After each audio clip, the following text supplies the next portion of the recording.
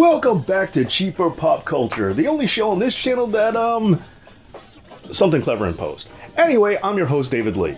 Now, there are some people out there who have referred to WWE as one big family. A very animated family, if you will. Hey, speaking of animated families, there's The Simpsons.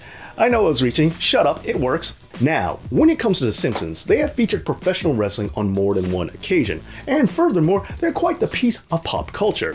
Hey, wait a second, pop culture, professional wrestling? Yes, I know I'm reaching again, but anyway, today I give to you...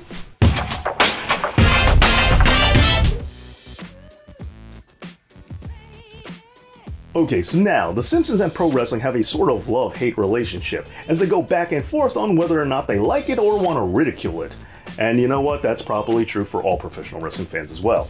Even a 5-year-old knows that this is as choreographed as any ballet. But one of the early references to wrestling on The Simpsons came in the form of a perfect blend of both ridicule and love, with one of my favorite gags ever. Dr. Hillbilly versus the Iron Yuppie. One man will actually be unmasked and killed in the ring. But don't think that Dr. Hillbilly and the Iron Yuppie are the only wrestlers to ever appear on the show, because there are real wrestlers who have been on The Simpsons as well, namely Bret the Hitman Hart. Why would I want a picture of a pitiful pencil-neck geek? And interestingly enough, you can also see documentary footage of Bret watching his episode of The Simpsons, which means that we're watching Bret watching Bret.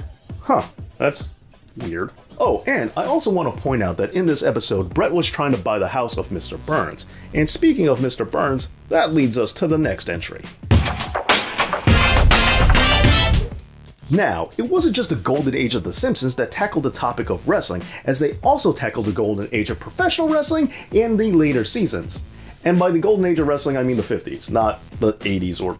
You know what, I just realized there are a lot of golden ages in wrestling. Now I have to admit, the episode of Gorgeous Grandpa was a fairly decent representation of the industry. But at the same time, I can't exactly get over Mr. Burns looking directly into the camera and saying that every professional wrestling fan is a total utter moron. If professional wrestling were fake, that would make every fan in the history of the sport a complete and utter moron. Wrestling weddings have become so common that even The Simpsons decided to parody it, with the episode The Parent Rap, which featured Dr. Bonebreak getting married to Rumbleina, only for the two to immediately turn on each other. Now, did you think I was just talking about the show The Simpsons? Of course not. What, are you dumb? As pro wrestling has also seeped itself into Simpsons video games, starting off with the Simpsons arcade game. Now, is it just me, or was the Simpsons arcade game that one machine that never left the arcade no matter how many years went by? Okay, so here's the setup. For some reason, the first boss in the game you fight is a professional wrestler, and you fight him on a bridge on your way to save Maggie from Mr. Burns.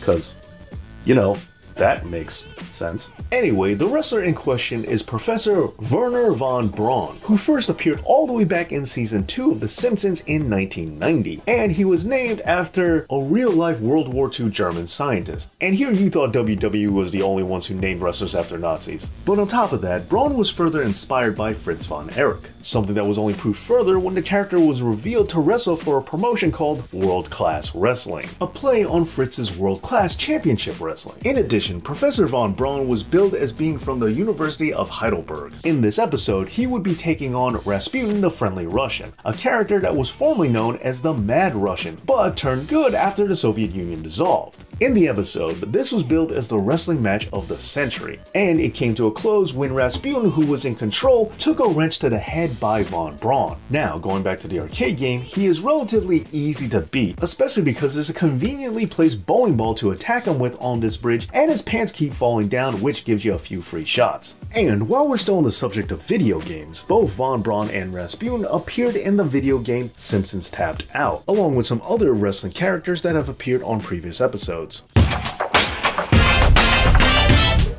And of course, this isn't the only Simpsons wrestling game out there, as there's also Simpsons Wrestling. The game is pretty much as straightforward as it sounds, featuring many characters from The Simpsons as wrestlers themselves, and various locations in Springfield serving as the backdrop for these matches. The game itself had two modes, a single-player campaign as well as what was called a grudge match, which was two players being able to go against each other. And in case you were wondering who decided to make this country western mashup, Well, I have no idea.